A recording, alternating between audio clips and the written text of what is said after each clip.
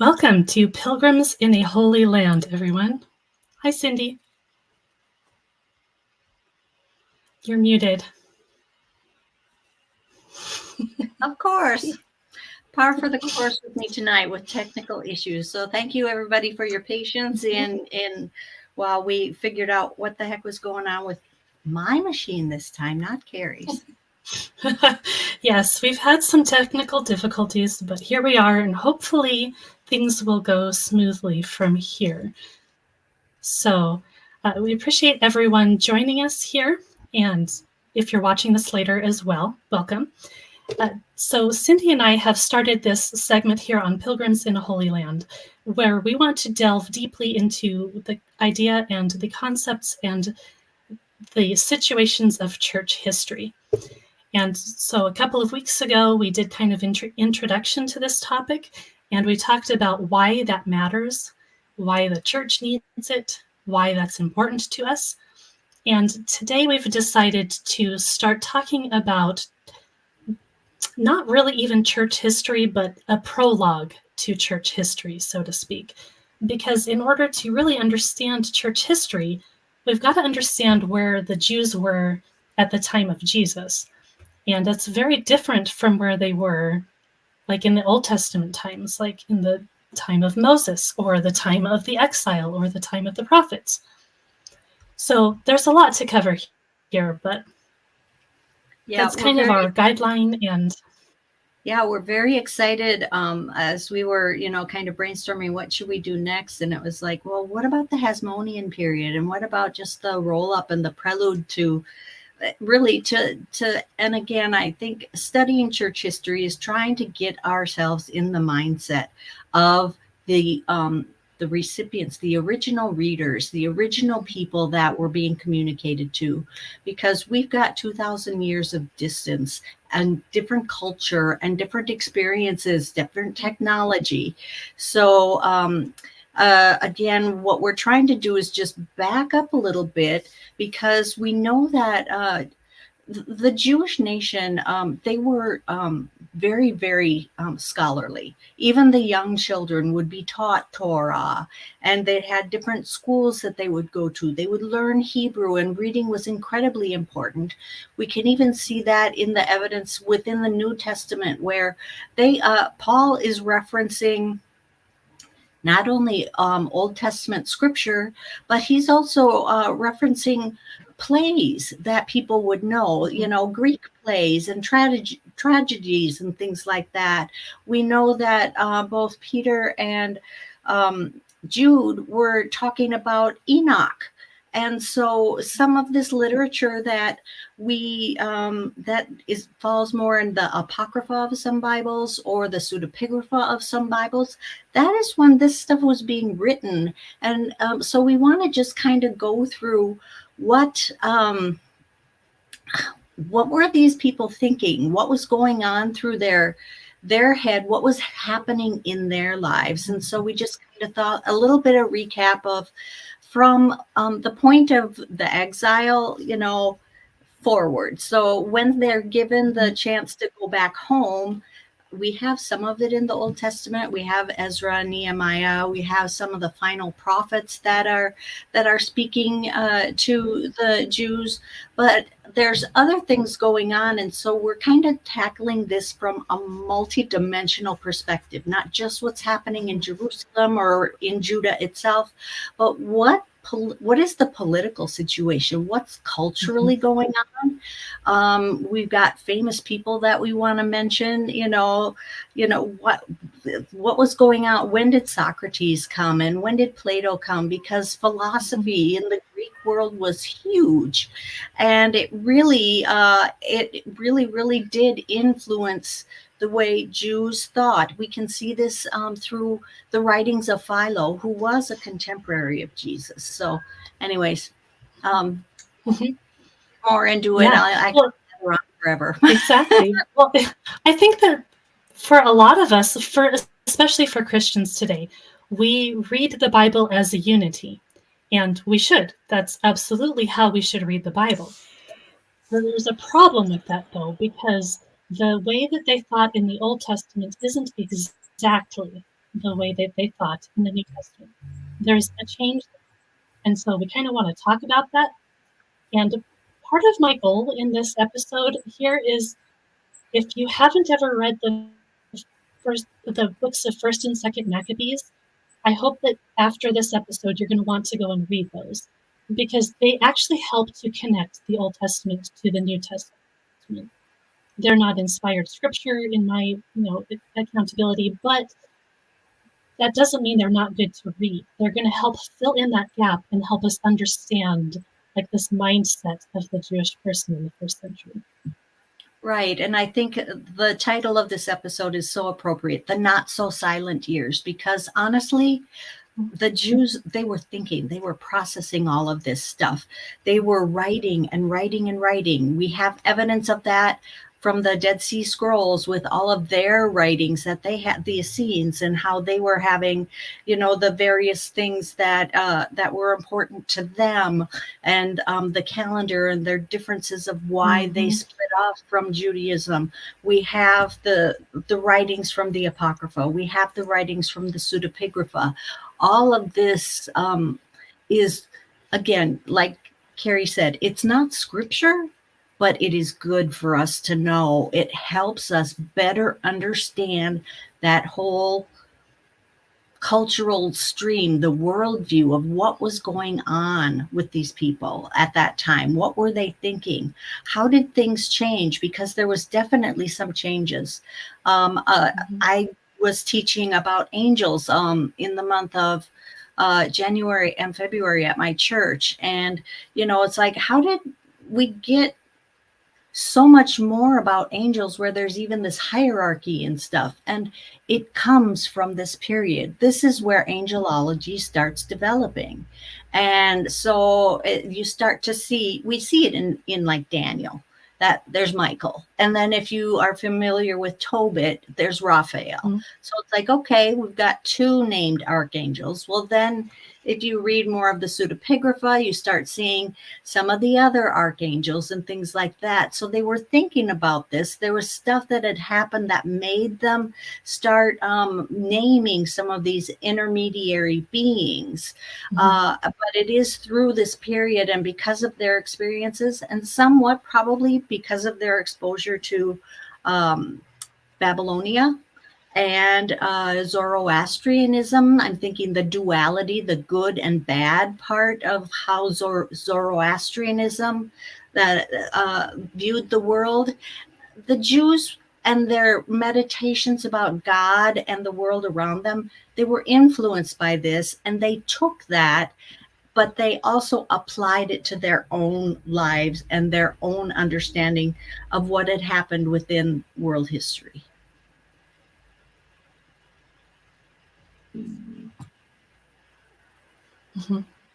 Yes, absolutely. And there's a real need to understand this Greek influence in particular, I think, because this is where they are in the first century. I mean, of course, it's Rome by that time, but basically it's all fallout from the Greek Hellenization that went on well before the first century, but it's impacting the people at the time. It's impacting their thinking, and they have to start making choices at this point because they're in the world that is dealing with all of these things. And they've, like the Jews have been in different cultures many times already. So they've been in the exile. So they've been in foreign cultures with foreign influence. But the Greek influence was a very different type of influence because, like, Babylon was a conqueror, whereas you come into the Greek influence of the first century and before that, the Greeks weren't trying to conquer anyone per se. I mean, there was some of that. There was a lot of power struggle and things, and we'll get into a little bit of that. But it was a deeper level of influence. It's like if you move to a different country, you're going to be influenced by their culture. So it's kind of that kind of a thing where it's not necessarily malicious, and they have to figure out how all of these things are going to play out in their new lives where they are. So Yeah, I think part of the point of Greek Hellenism, they didn't they they wanted to assimilate, and the Borg on from Star Trek, you know. I mean, this is a giggle. I But mean, but they it's an they absolute. wanted to absorb a bunch of that stuff. They wanted but it was more a matter of, well, your God is the same as my God, so I call him Zeus and you call him Yahweh, but it's really the same God. Mm-hmm. I mean, they had that type of a thing. You can see with Alexander when he was conquering, every time he'd go into a new city, he would try to figure out how he could become identified with the head God, and that worked almost everywhere except in Jerusalem. And, the Jews are like, no, Yahweh is Yahweh, and you're not Yahweh, and you're never going to be Yahweh. Even Moses wasn't Yahweh.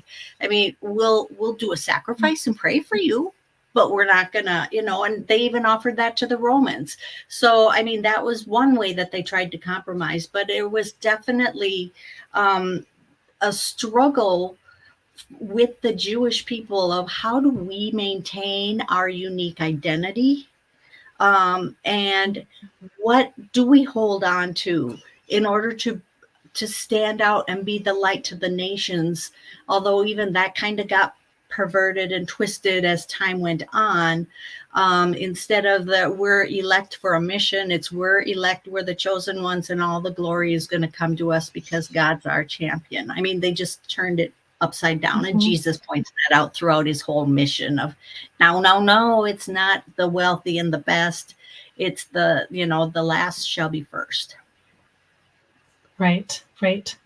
So for this episode, I actually have a few slides. I've made slides because when you're going through timelines and chronology, it's really easy to get lost.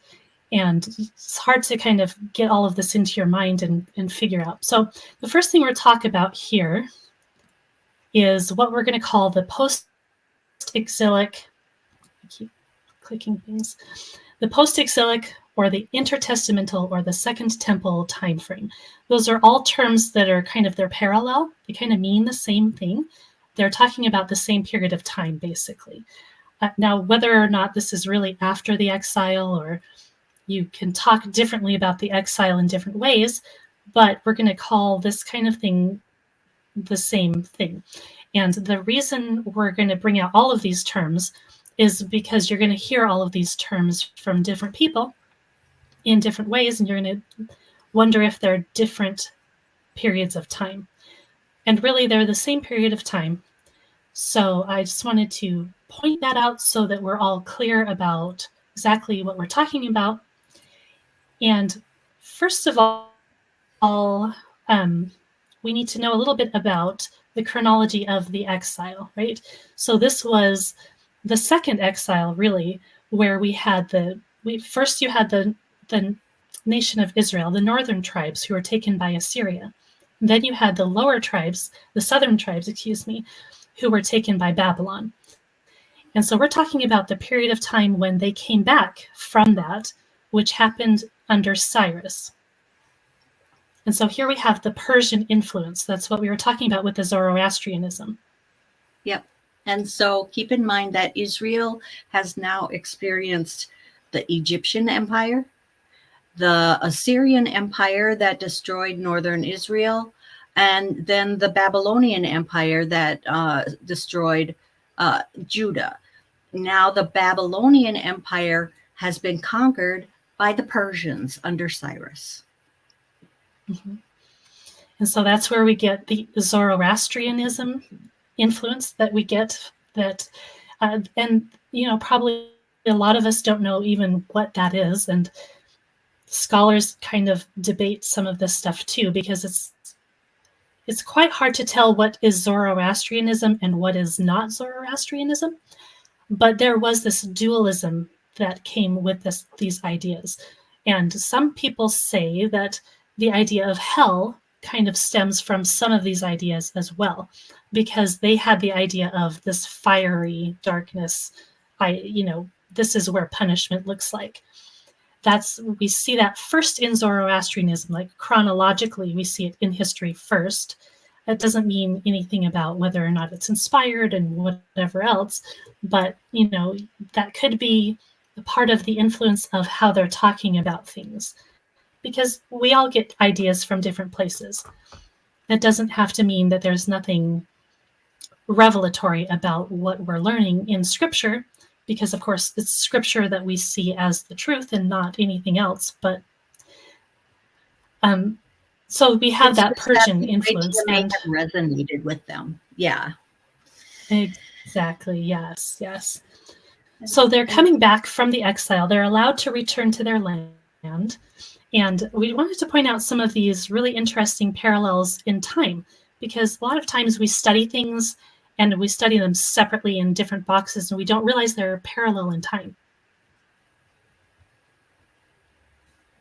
yes, So we so have we like know that the Greek around philosophy and things like that. yeah. So around 515 is when the second temple was completed. Well, at least the initial phases of it were completed by Ezra and Nehemiah. But then during this time period, it's interesting to note that Buddha and Confucius were alive during the period of at the end of the exilic period. Some of their thoughts and processes in the East could definitely have found their ways through the Persians to impact the thinking in Babylon and Persia.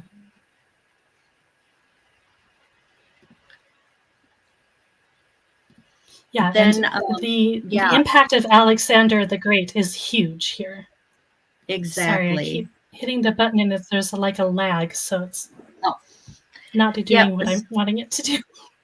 And we see this in Daniel, where, the Prince of Persia versus the Prince of Greece. And so you can see that, there, and it's even with all of the different, the, within Daniel about the statue that has the head of gold and silver. This is the succession of different empires and how strong they were and what was going on.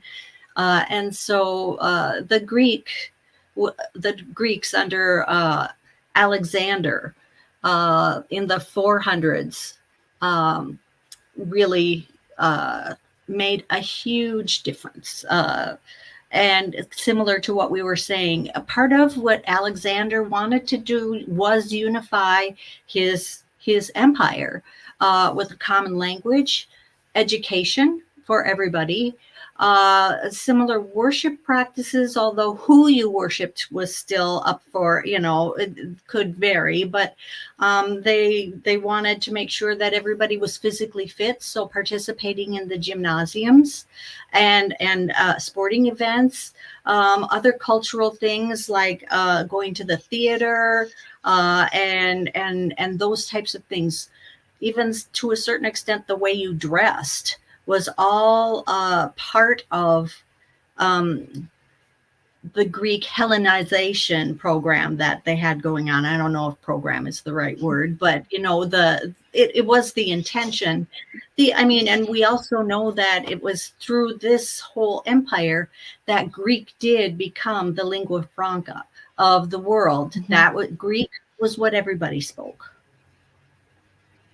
Mm-hmm, mm-hmm. Yes, definitely. And so when we're talking about the period of Hellenization, we're basically talking from the time of Alexander almost up to the time of Jesus. Not quite, but almost. And so we have Alexander who did his thing and he created his empire. And with that, it kind of took on a life of its own. And people started being influenced by it. And the way we're going to see the Jewish people interact with all of these things is really interesting in history. At least I think it's interesting because they do it in different ways and they have different ideas of how they want to do it. So there's going to be a little bit of struggle inside the Jewish people themselves as to what they want to do and how they want to deal with this. So after Alexander died, his empire split, and we have kind of these two sections of it mainly at first. And at first, you see here we have the site of Ptolemy and we have the Seleucid. I can't ever say that word. Well, I don't, pronunciation is a weird thing for me. So the way I read it in my head is like different every time. Okay. Yeah. So at first we have Ptolemy. Yeah, we'll just go with it. So MPT, apologies to anyone who doesn't like, yeah. So there's Ptolemy. I do know that, but we don't. Right. So you don't pronounce the P. I know that. So first they were under Ptolemy's rule, and he has control of Judah. So this is the influence from Egypt, basically. And during Ptolemy's rule, or his like little section in his dynasty, I guess we could say, this is when the Torah, specifically the Torah, we don't know about the whole Old Testament, but at least the Torah was translated into Greek. And this is what we call the Septuagint. If we had a whole lot of time, we could go into some really interesting details about that and about how we know about it, because there is some literature, like there's a letter, is the letter of I can't pronounce that either because I didn't write it down. Aristogenes, I think. But there is a letter that talks about, yeah, it starts with an A. I know that. So we have the Torah that's translated into Greek. So the Jews they're not opposing the idea of some sort of Hellenistic influence here, right? They are okay with this translation. It becomes quite widespread, in fact. Exactly. And also during that period in the 300s, when Ptolemy was ruling the Judean area, this is when Aristotle was active. And even before that, in the 400s, we had Socrates and Plato. So this is the rise of philosophy. And this is so influential in how people would think, and philosophy, according to Father Stephen DeYoung, I found this interesting. Philosophy really just means, it means wisdom, but it's a way of living wisely. And so you can almost think of philosophy as being kind of a religion. They didn't have the concept of religion. Philosophy would have been the closest thing to what we consider religion. Even when Josephus is writing about the different Jewish sects, he calls each of them different philosophies within Judaism. So you can see that it's really a way of living. It's a way of looking at your world, a way of interpreting things. But we know, there's stuff in what Socrates and Plato about the mind is a round circle and your energies and all of these things. And then a lot of it was that the body is bad, and it is your soul, this lovely globe of beauty, is got a divine spark in it, and it is looking to escape. Which is interesting how in today's world so many people have Plato brain, and they think when they die they're going to go off to heaven and just be like an angel in the clouds. And it's like, this is Platonic. This is not Christian belief. Yeah. So that's where this is formulated. Yeah. And we see this very widely today. And some people can kind of marry that with the idea of Gnostic thought, but that came a little bit later, a little bit after the New Testament even. But all of these things kind of flow from one another, and you can see the impact in today all over the place. Like the idea that we aren't our bodies and that we are somehow trapped inside our bodies and that our bodies don't actually define who we are. These are all stemming from this kind of idea that developed during the time of the Greeks. Right. And it's like Platonic thought. you have an idea, and then different people will run with it. Yep, Platonic thought had a second life in the AD, the 200s. Some of the church fathers were Neoplatonists, and Origen had a lot of influence by the Platonic thoughts. So this was philosophy. A lot of the church fathers and the councils, what they were trying to do in the 7 ecumenical councils was use philosophical language to describe Christianity. And so this whole philosophy thing that starts in the 400 BC has at least 1,000 years of strong vital life and influence in that Mediterranean area. So that it's critically important to understand this, but also just to know that it's during this era that these thoughts started and really took hold of people because of the whole idea of everybody spoke Greek. Maybe, you may be bilingual or trilingual, but the sharing of language and other customs, the whole Hellenization effort of let's all do all this together. And it wasn't that Hellenism was bad. It was well-intentioned. It was a way to unify the people in a positive way. It's you can see how the whole combination of this new thought and Hellenization being the transmission medium for how these thoughts and outlooks would have really spread throughout that whole area. Right. And so we can bring out some of the bad things that we see in the philosophy that impacts us today, but it wasn't all bad. A lot of it was genuinely helpful stuff as well, because this is where we're going to also, like later on in our discussions, we're going to be talking about doctrine. We're going to be talking about heresies. And the way that they formulated those was often based both on scripture as well as philosophy. So the question here at this period of time is like, what do we do with this and how do we merge these together? And really, that's the question for every time, for every person everywhere, because we are not in the same situation as the past. We're not in their culture. We're not in their worldview. And so we have to bring these older ideas into the way we are living our lives now, right? So it's not all a bad package, but you have to use discernment. And so every step of the way, we have to kind of look at this.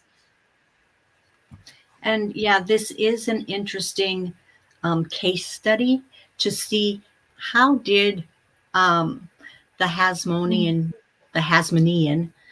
dynasty deal with this situation. They now have this Hellenization thing going on.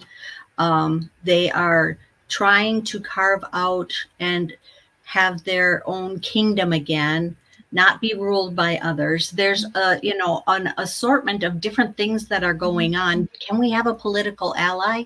Well, we know in the Bible that anytime Israel tried to use a foreign nation like Egypt, God was not happy. And so one of the things we do see is, as the Jews are trying to fight off the Seleucid takeover, especially as that went south and got more oppressive, which we'll go into in just a few minutes, they did look to Rome. And they invited Rome to be their savior. That worked out real well. The temple really benefited from the Roman. Right. Yeah. Okay, so going back to our little timeline here, we had the Ptolemaic rule of Judah, and then we have the Seleucids come in, and Seleucids, there we go. That's better. Seleucid. I'll try and remember that pronunciation. So we have them come in, and so we've got conflict already there. And they come from the region of Syria, kind of like right there. And this is where we're going to have the Maccabean revolt. Yeah, because what happened at So first, the Seleucids it was not bad. Everybody had to pay taxes. I mean, that was just, everybody, death and taxes are the only things that are guaranteed anywhere at any time. But it got to a point where the Seleucids wanted to expand their empire or strengthen themselves. And if they couldn't do taxation, then they would raid temples, because temples were the banks of the ancient world. And sure as shooting, this happened to the Jerusalem temple on more than one occasion, where they were ransacked for whatever wealth they could get. But previous to that, in the early years of the Seleucid Empire, they actually had some tax breaks and things like that. They were granted some special permissions. But as the years went on, and there was a lot of strife and inner conflict, battling between the Seleucids and the Ptolemies, there was definitely a financial pinch, and the people in Judea also paid that price. And then we do have Antiochus Epiphanes, or as the Jews like to call him, Epimanes, which is not a very flattering thing. It means mad dude, as opposed to the most magnificent dude. It's the crazy dude. So.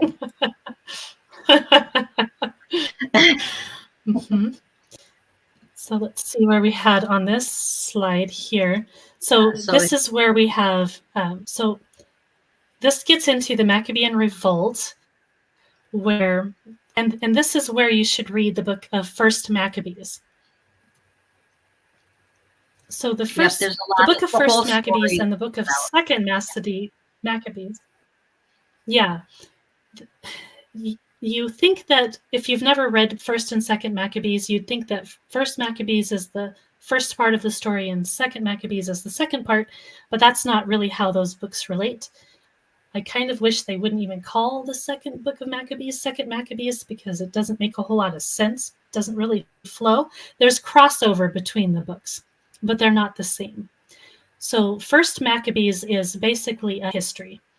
And it might be a little bit hard to read if you don't like to read about battles and people doing their thing in battle here and doing their thing in battle there. There's a whole lot of that in the book. And if you kind of get lost in all of the names, there's a lot of repetitive names. It can get really hard to read. So if you've never read First Maccabees, I suggest just read it quickly. Don't stop and try and figure out all of the names exactly. To some degree, it doesn't matter till you've read it a few times and you start absorbing the history. So, but if you read it and just kind of read through it and don't get hung up on exactly who is related to who and all of these things, it's clear who's the good guys in the book and who's the bad guys in the book. That's all you really need to know for a first read through. And you can see why the Maccabean revolt happened, like how it started, kind of the context there.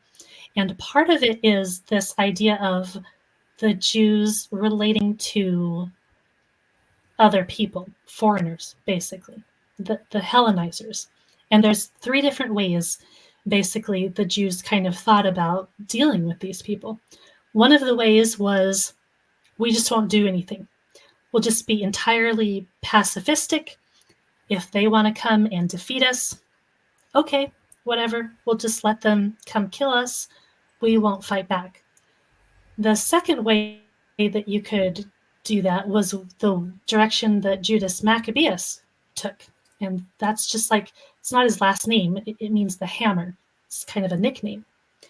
And he was like, no, we're not going to just take this. We're going to fight back and we're going to defeat them. We want to take the promised land back. So his kind of idea was that God wanted them to fight and take over back the land. And then there was the third group who, I don't know if you'd even call this a group, but there were Jews, especially in power, who kind of wanted to get that middle ground, right? They wanted to make Judah more Hellenistic. They wanted to build gymnasiums. They wanted to do all of the things that the Greeks were doing. And, people like the Maccabees weren't happy with that. So that you have all of this really complex stuff going on. Yeah, it And was really it helps to read the book of First Maccabees.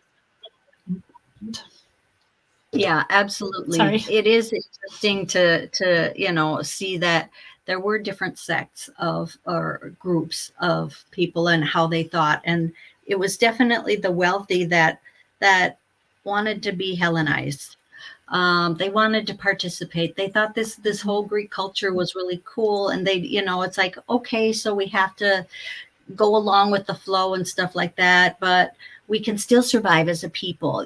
We can do our little things, but we're gonna, but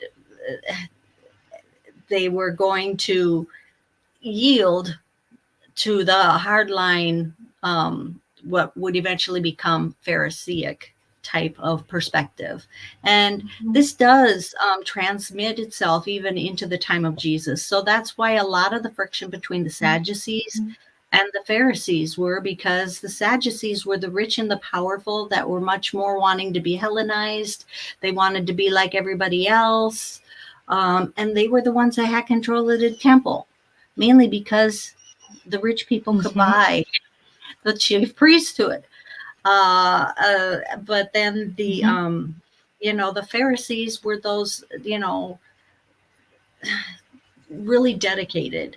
The Essenes were another group that was really, really dedicated. But between the Pharisees and the Essenes, there was a difference of perspective, which is why there were two different groups.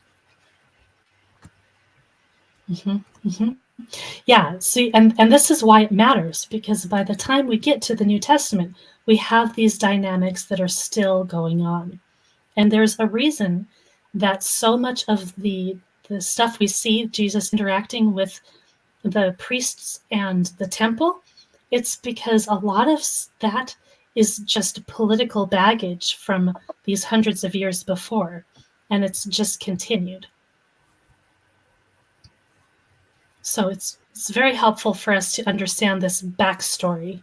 And when you see how it kind of played out, so what happened after the Maccabean revolt and the Maccabees taking over, basically, this is almost the only time in history. Well, this is the only time in history till recently where we could say that there was an independent Jewish nation in any form. So for about 100 years, this was well before Jesus still, they were actually in charge of their own state. It didn't last very long. It was only 100 years, but let's see what we have on our little chronology timeline here to catch us up. So when we're talking about the Hellenistic time, we're talking about from the time of Alexander the Great until the rise of the Roman Empire, basically. But of course, when the Roman Empire comes along, they were so influenced by Greece that it kind of was the same thing. But we're just going to call it by a different name because it's no longer Hellenistic, it's Roman now, even though it's kind of the same thing. The Romans really valued ancient religions and ancient practices. That's why the Isis cult and things like that, the mystery things, Mithras, and even Judaism they were granted special privileges because they were so valued. On our timeline, it notates in 63 that Pompey conquered Jerusalem. So this is after the Maccabees had said, Rome, help us. And they're like, yeah, well, I'll help you. And then eventually they just conquered them as they were conquering all of the Greek empires. The Seleucids and the Ptolemies also get absorbed. And so, Palestine as that land bridge also gets wiped out. But what's interesting about Pompey is that when he went into the Jerusalem temple and he walked directly right in, and shock of all shocks, he walks into the Holy of Holies and he is not vaporized. There's no holy fire that takes him out. There's nothing in the Holy of Holies. And he thinks that the Jews have the most intriguing religion. Again, I'm a way of living, or the way they worship, because it's what's called compos mentis, meaning it's all in the mind. There's no image to worship. They're just doing it in their minds. And that is just like, that must be super advanced. And so his take on it kind of does give them the credibility, so to speak, to get that privileged status so that they could continue to worship Yahweh. They were not forced to worship all of the Roman gods. But of course, they did have to pray for Caesar or the king or whoever, because at first it was a Roman Republic. Eventually it became the Roman Empire.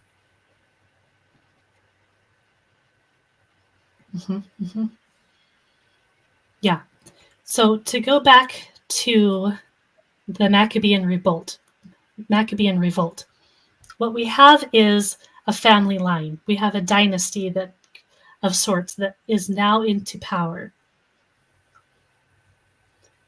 And so you will see the first three of these brothers. You'll see Judas, Jonathan, and Simon. They're all talked about in the book of 1 Maccabees. And then with John Hyrcanus. So our timeline here with the dynasty goes beyond, but... Yeah, with John Hyrcanus, we start getting into the next generation. John is Simon's son. And then from here on out, everybody is either named Aristobulus, Alexander, or Hyrcanus. So there's the first, the second, the third, and it gets really, really confusing. And there's intermarriage, and there's there is conspiracy, there is theft, where one brother tries to take the kingship away from the elder brother who was entitled to it. Eventually, Rome did side on the side of Hyrcanus, who was the elder brother. But even in this time period, Antipater, who is the father of Herod the Great, he starts getting involved with Aristobulus II around that area of Pompey time period. And we see that Herod or Antipater actually helps Aristobulus, John Hyrcanus II, to have safe haven when his brother had taken over the kingship. But then he also negotiated a treaty with the Nabatean king Aretas from Petra, and Hyrcanus promised a dozen cities to the south and the east of the Dead Sea in return for military help in defeating his brother Aristobulus. And so lots and lots of political intrigue. This family started priestly and with good intentions, really fell far from the ideal target of what quality leaders should be. Infighting, bitter, backstabbing. So it's not surprising when you see Herod the Great murdering his own sons and killing anybody he perceived as a threat, because that's the environment that he was raised in. That's the type of people that sprang from this particular line.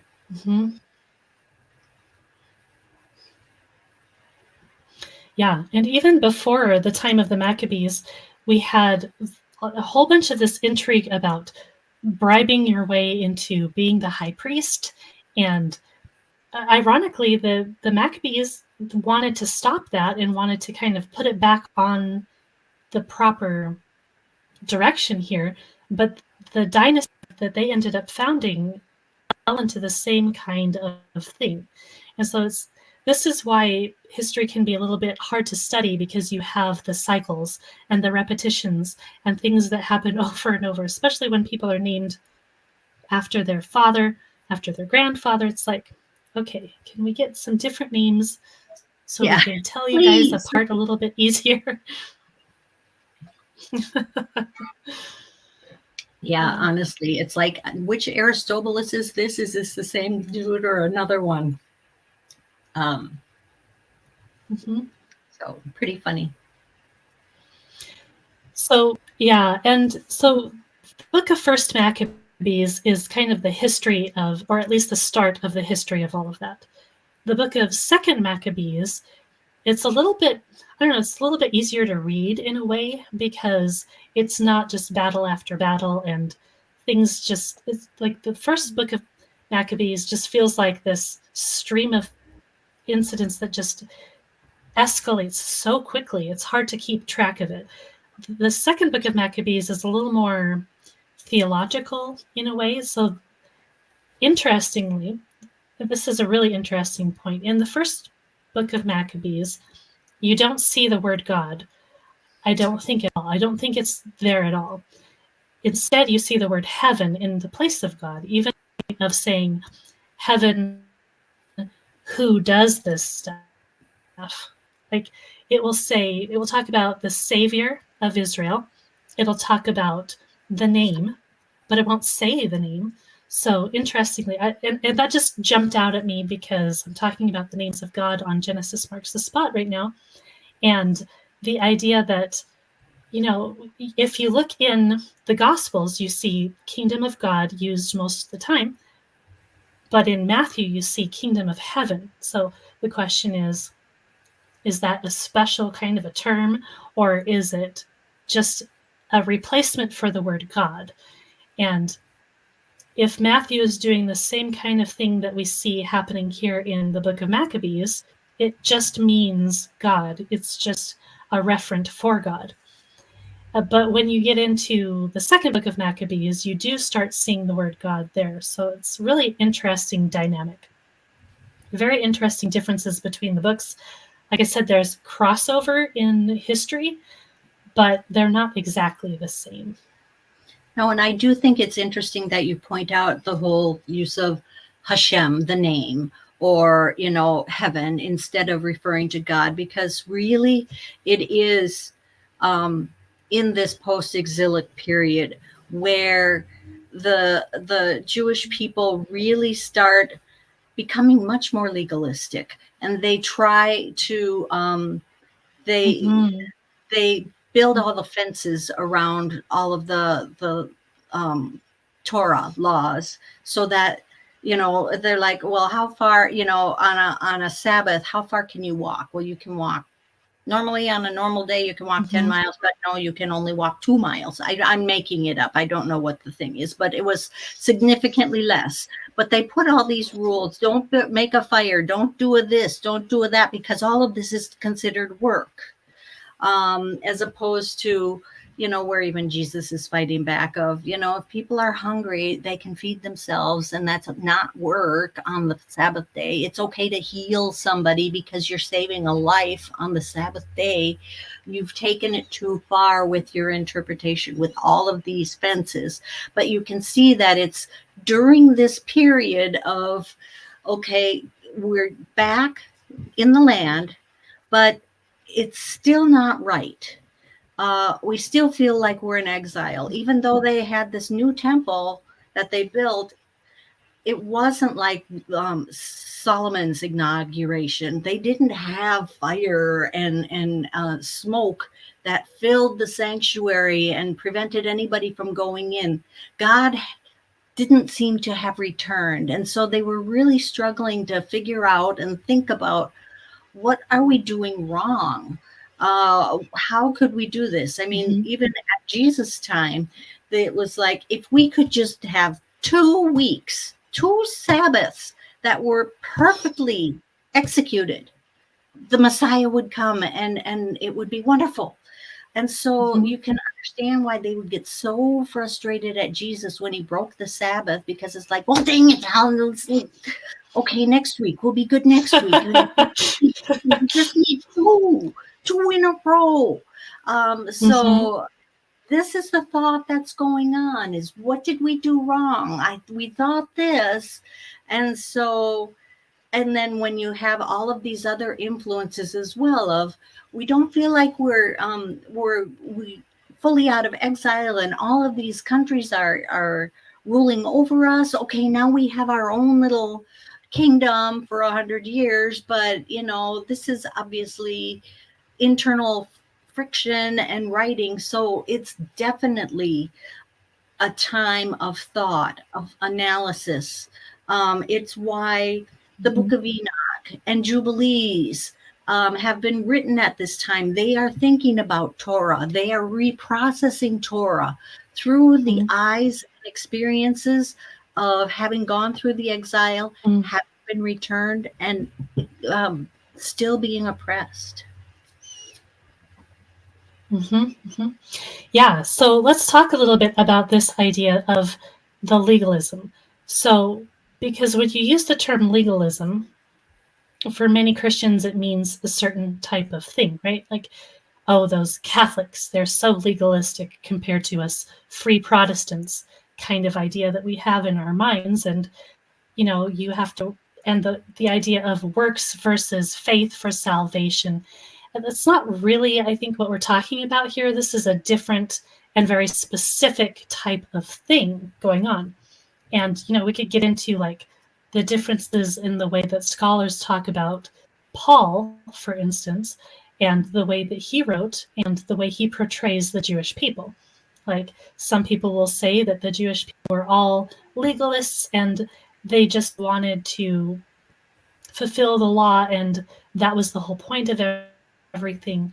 And then there's other ways of looking at that. But regardless of where you stand and land on that conversation about Paul, you definitely have a change here.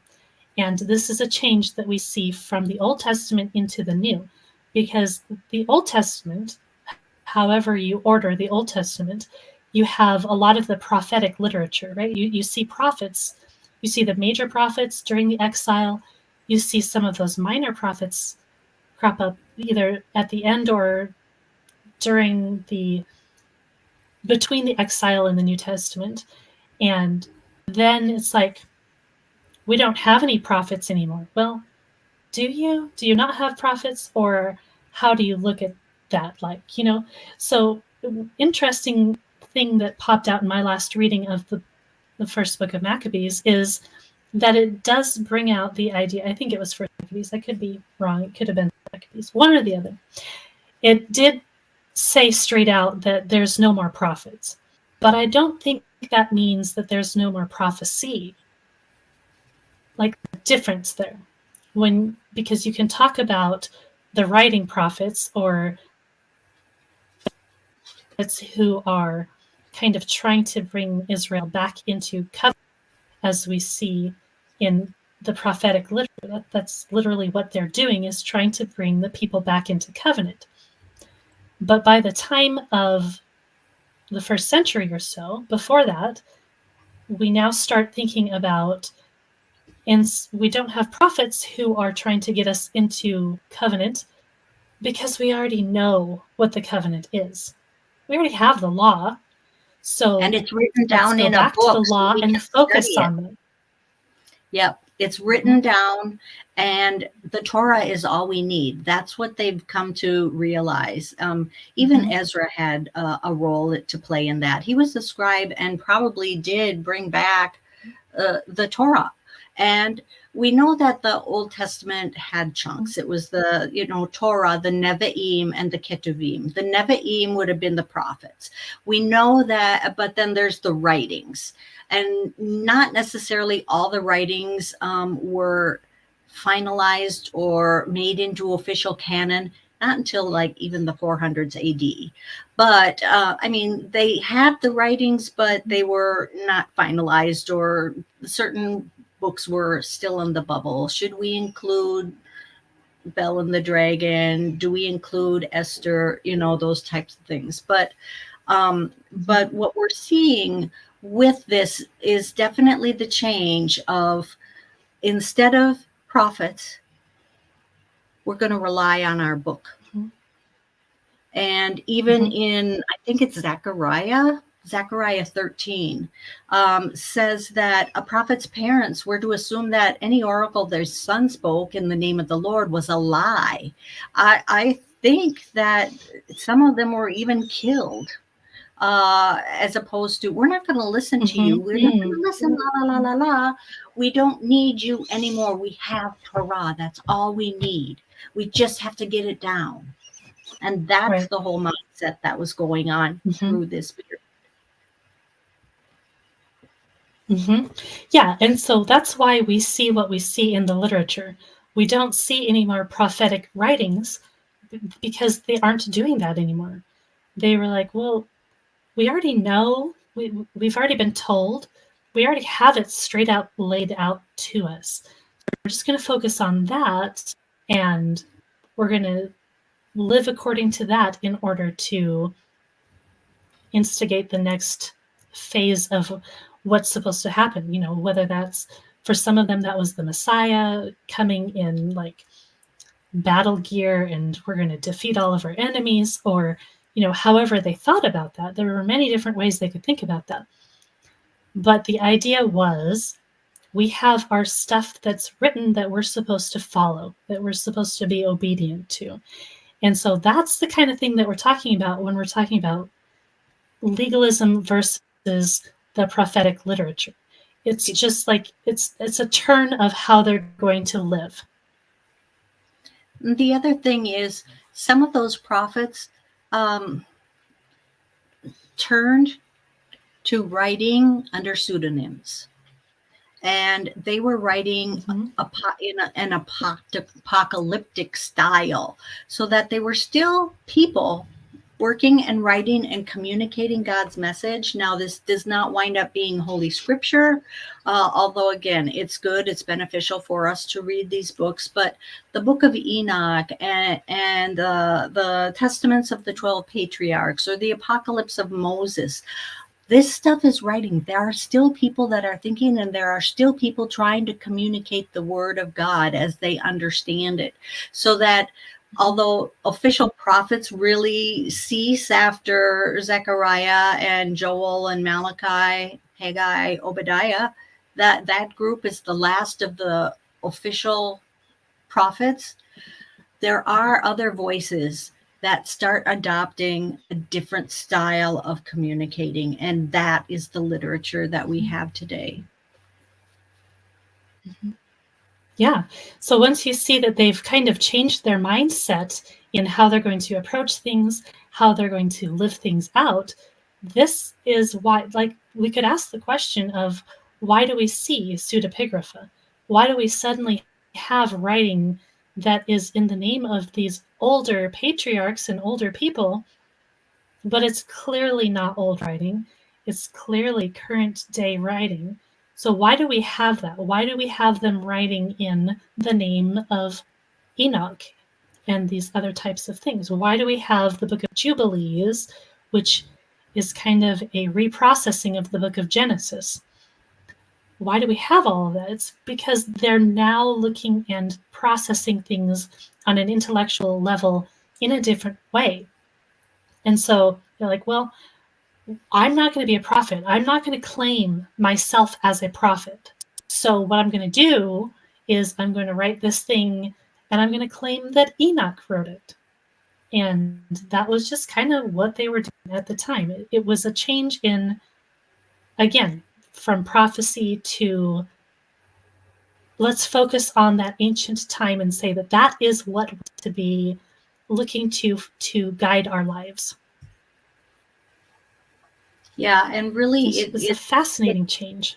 yes, it takes a turn from instead of the Old Testament writings that talk about how the nation is sinful because they have broken covenant with God, how they're adulterers, how they're idol worshipers, and all that. Now we've got this new set of literature that is speaking to the that Israel. The problem isn't sin as much as Israel is being oppressed. And so it's a morphing of their understanding. And it makes total sense because, as we see, there's a succession of all these empires. You see that the Jews are being taxed beyond what they can stand, that there's corruption going on, that they're not necessarily free to worship God the way they want to. And they've got this Hellenistic stuff going on. They've got new philosophical ideas. And so as they're stopping and pondering, it's like, okay, we're back to, by being legalistic, we are mindful of the covenant, even if some of their legalism actually just winds up being for show and not actually sincere. But now they've got this whole thing about we're being oppressed, and there is going to be a deliverer. Somebody's going to save us. God.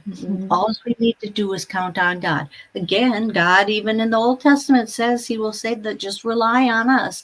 But now this is turning their expectations for this Messiah figure that can save them, that can take them out of the oppressive situation so that they can live the way they want to live in a kingdom, and God will fight on their side.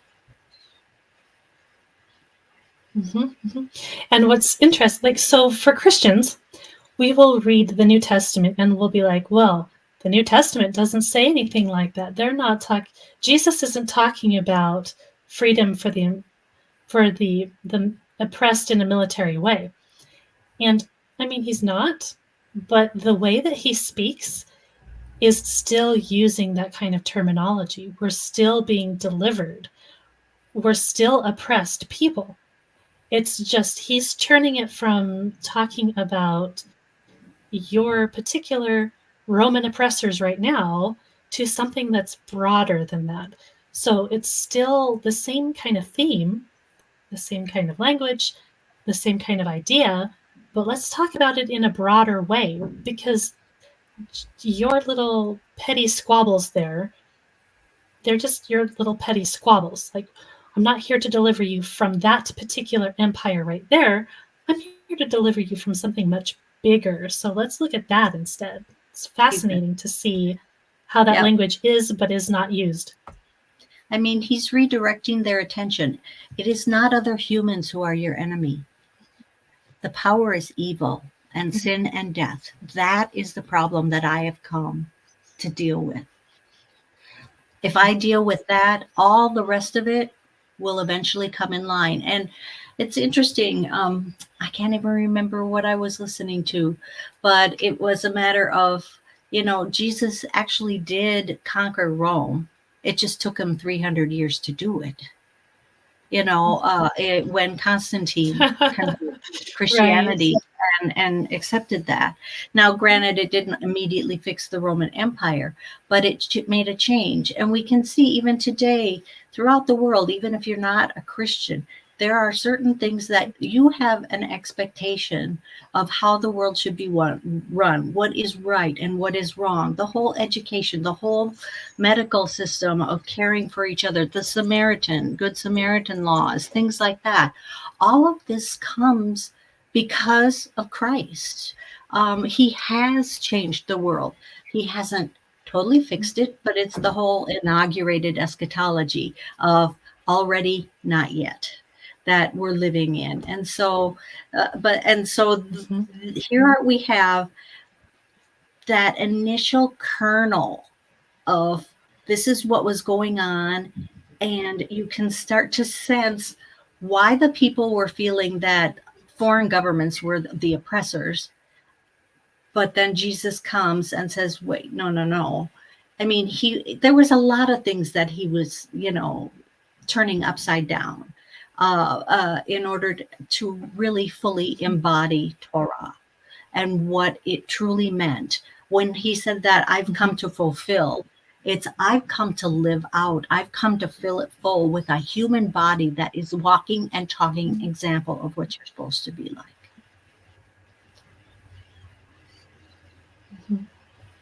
Yeah, definitely. It's so cool how we can look at this intertestamental literature, even though it's not scripture, and see how even the way that they're processing and thinking of things, it's leading right into what Jesus is going to be doing directly right in front of them.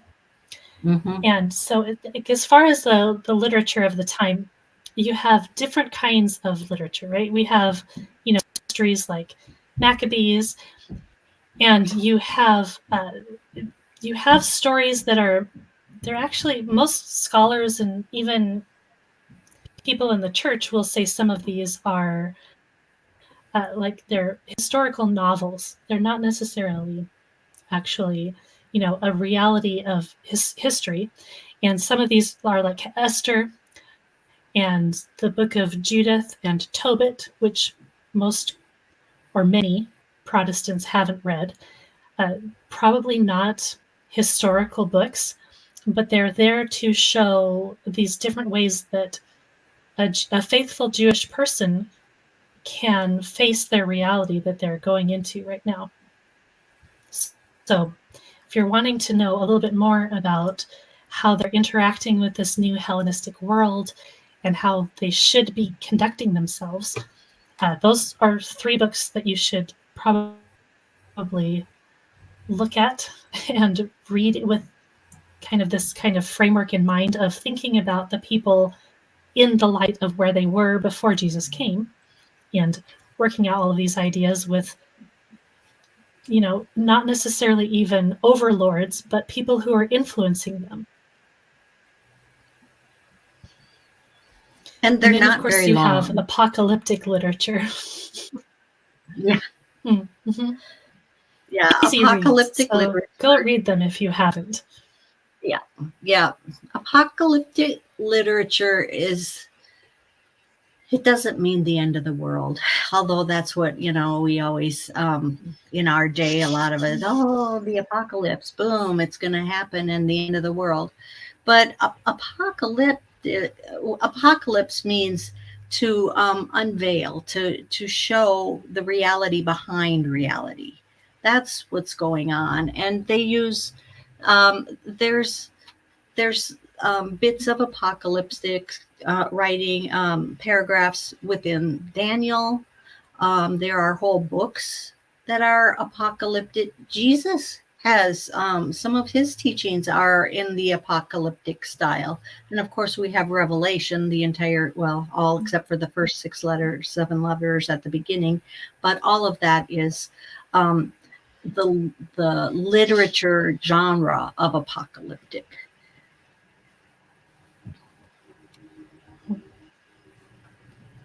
Some of the things that are common so there's particular elements that...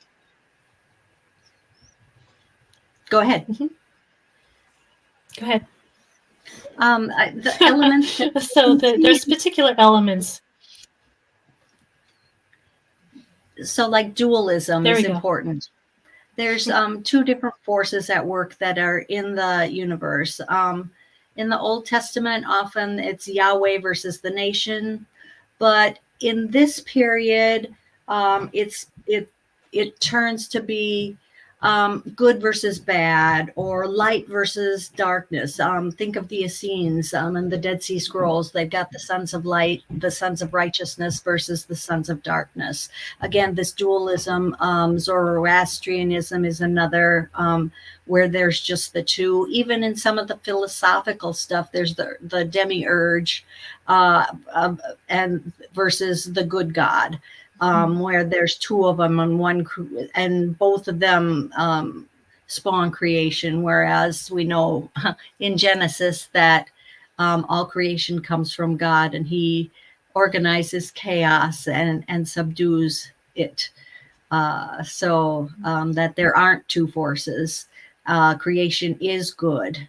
But that Right. doesn't mean that there isn't sin or evil in the world. Mm-hmm. Right. So it's taking a lot of these ideas that they're already exposed to or thinking about and saying, okay, well, this is how we can see it from a biblical light, from the perspective of God.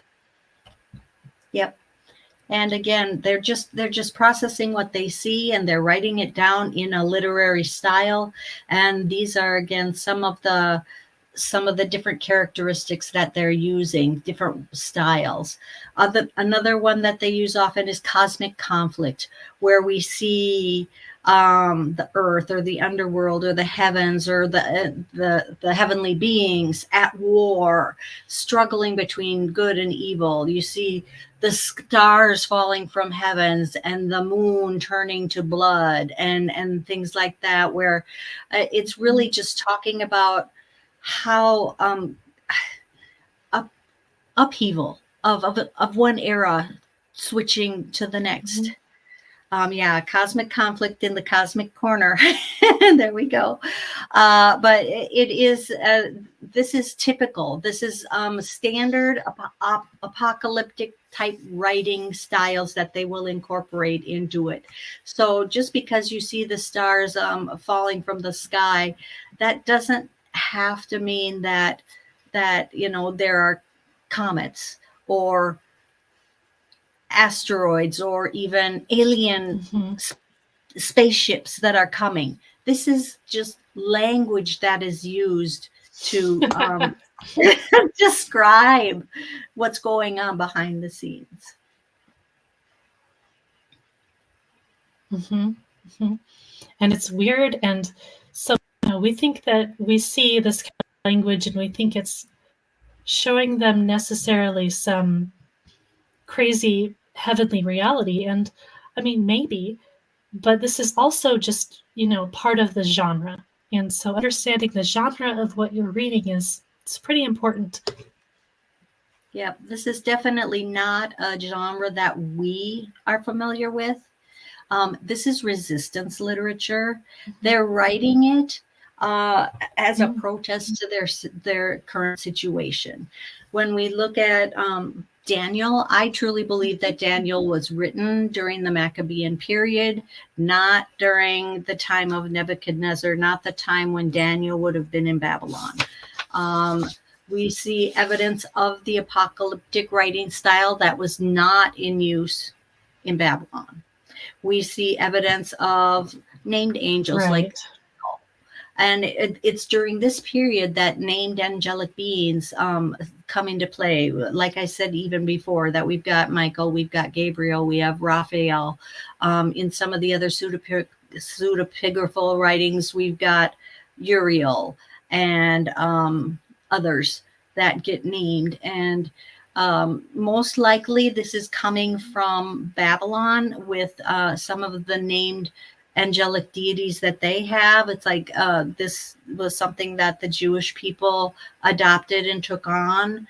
And why they started defining the ranks of angels, or even how many heavens are there? Are there 3 heavens? Are there 7 heavens? 12. I don't know why. There's different numbers, and it and I know that numbers have symbology and there's a reason why they had them, but there was no general consensus. And that was okay. People didn't mind. That was just, I would assume that it's the way that people in a particular area talked. So maybe the people in Alexandria spoke of 7 heavens, whereas people in Antioch only spoke of 3. I don't know, but that would be my guess. Mm-hmm. I think Yeah. another. Well, and even in the time of Jesus and after the time of Jesus, you have the idea that we could talk about things and we don't have to land on just one answer. Yeah. Another piece of apocalyptic literature was the visions that people would have. And oftentimes, I mean, you look at how Daniel has the vision of the statue.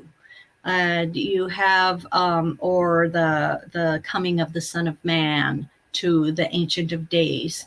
And then you've got in Enoch. Enoch is given a tour of both the underworld and heaven, and he has guides, angelic beings that are there to interpret what am I seeing. We see this in Revelation, where John is like, what is this, and oh, that's the lamb, and that's the Lion of Judah, and then it's like, the Lion of Judah is a lamb, but all of these things, and that somebody is interpreting, what does this mean for them, because it's just so much for them to take in. It's also benefiting us in that it's explaining to us, the reader, who might not also be following. This is, a writing technique to explain to us poor souls that aren't quite as sophisticated in our imaginary languages, or the vivid image-filled language of writing, to know what's going on and what does this actually mean. Mm-hmm. Yeah. And so it's like, if you take it as, history, but future history kind of thing, like you're going to take every little element of it and map it onto something else in the future. Well, I mean, to some degree, there's something you can do there, but it's like, if you try and take that and force it, like you're going to force it into history and say, it's got to mean this and only this. That's just not what was going on. I don't even think that's what they expected from their writing. Because if you read like Daniel, for instance, and some of these other literature of the time, it was about hope for the people who were doing the right thing according to what God willed, right? Like, if God wanted you to do this and you were doing this, well, you're going to get a reward. And finally, we have talk about heaven and rewards and punishment and all of these other things, where you don't see that in almost the rest of the Old Testament at all, because they weren't thinking about that. But suddenly during this time, they've got different kind of conflict, not just conflict with a superpower, but conflict within themselves as well, which that was a huge deal. It was something different that they were struggling with. Absolutely. So they kind of wanted to understand how they could be faithful and how they're not faithful. So what's going to happen to them? Just because they're in the family of God doesn't mean they're good. They could still be punished and not get the reward. Yep. But on the flip side, those that are unjustly treated, and even if they're martyred, they have the assurance that they held fast, they were faithful, Mm-hmm. and they will, in the end, conquer and receive the rewards, that all wrongs will be righted. Yeah, exactly. Which, again, this is why we're talking about this, because it wasn't just Christian martyrs who came up with that idea. Absolutely. I mean, Maccabees, is it 4th Maccabees, where there was the woman and her 7 sons and how they were tortured, and I mean, like their limbs cut off, thrown in boiling oil. I mean, just horrific. I mean, it's hard to read, but how faithful they were, how steadfast they were, not going to give in, despite the torture that was going through. So even, though these were Christian martyrs, Jewish martyrs, they were looked to by the Christian martyrs as heroes of the faith. This is not the first time that this has happened. Persecution has happened to the people of God throughout all generations. And it gave them hope.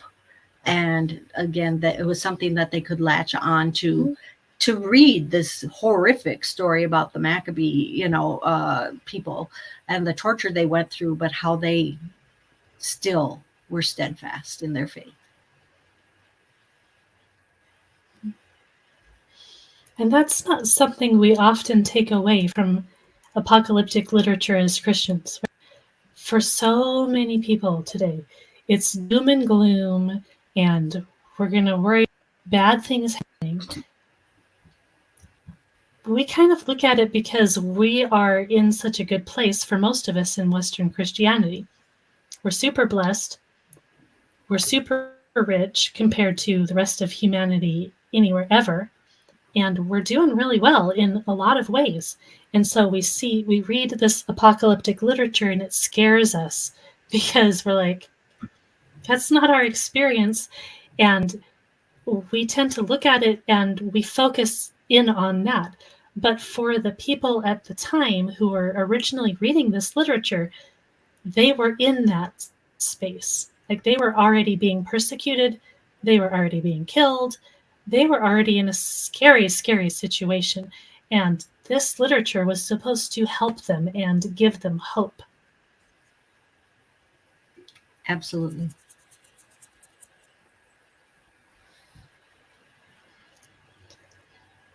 So I think that's kind of wraps up what we kind of wanted to hit on about the different elements of this time of history, the things that they're struggling with Hellenism, with each other within the Jewish people itself, the different things that they're dealing with as far as they finally get their own state, and that doesn't last more than 100 years, and they invite their oppressors back in because they wanted to help, and that didn't turn out so great for them.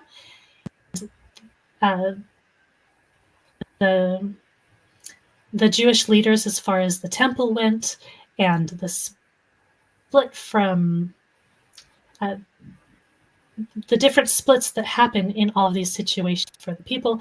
And all of that is leading into not just the time of Jesus, but it's impacting the early church as well. Exactly. Did you want to add anything to that? Sure. I mean, one of the things that I think is also important to note is with the whole translation of the Septuagint, that really helped the early church to have the Holy Scriptures in the common language, was so that both Jewish and Gentiles could read it if they had a copy of it. The copies were rare and expensive, but if they had access to that, it was something that somebody in the community would be able to read and share and teach about.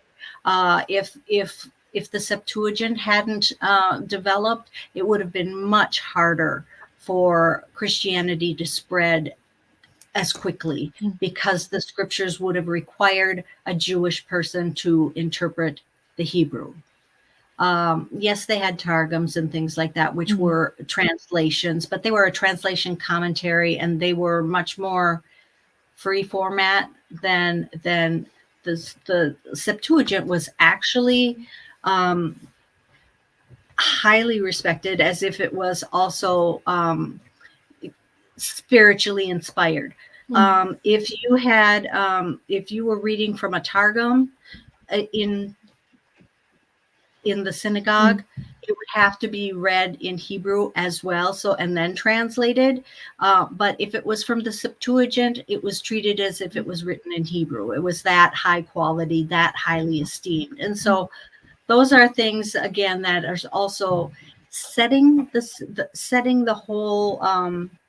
God was at work to get Christianity established, having Jesus come at this point in time when there was the quote Pax Romana that allowed travel. There was common language. Because of the exile, the diaspora existed, so that the disciples and the apostles were able to go and do what Paul did. Everybody would, let's first go to the synagogue, and then if we're rejected or whatever, then we go on to the Gentiles. But we always start at the synagogue and move out. And then again, like we said, the whole Hellenism thing, the whole, the different writings and how things have changed because of philosophy even. This is now the mindset of those first century people that we want to study and understand better. So I do hope that this session tonight has helped.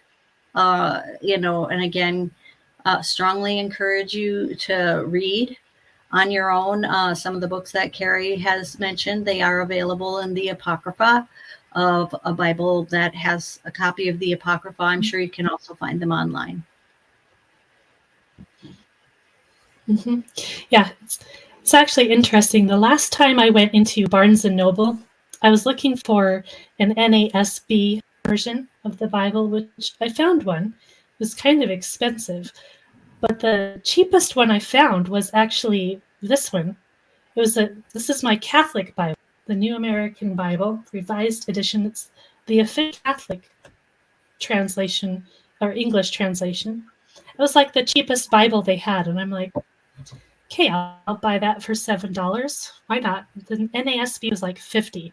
So now I have the Catholic, and it's got a lot of this literature in there that we really ought to be reading.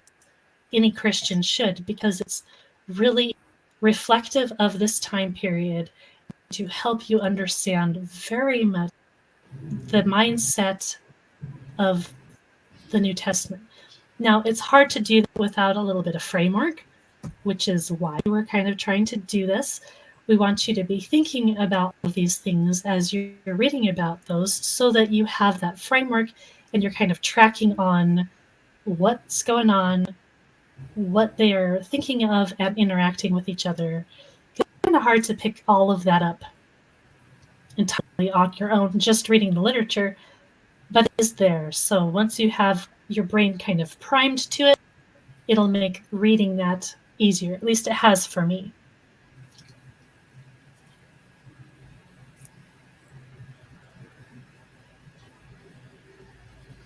And with that, I think we might be ready So to I sign want up. to thank. Yes. Thank you again, Cindy, for joining me for this conversation. You brought a lot of this information. Basically the timeline that I put up in the slides, that pretty much came from Cindy and her materials and her past studies. So really appreciative of her for that, because I think seeing it listed out is super helpful. It kind of helps us track along the lines. And yeah, if anybody has any questions for whether or not that's for this episode or previous episodes or next episodes, we're always happy to do Q&A parts of our sessions here. So any questions you have, you can go ahead and reach out and ask us, and we will go ahead and sign off and say hello to Cindy's kitty there. Yeah, Mr. Jack. And I guess I will sign off like like Tyler does with good night, bless, and stay like Christ.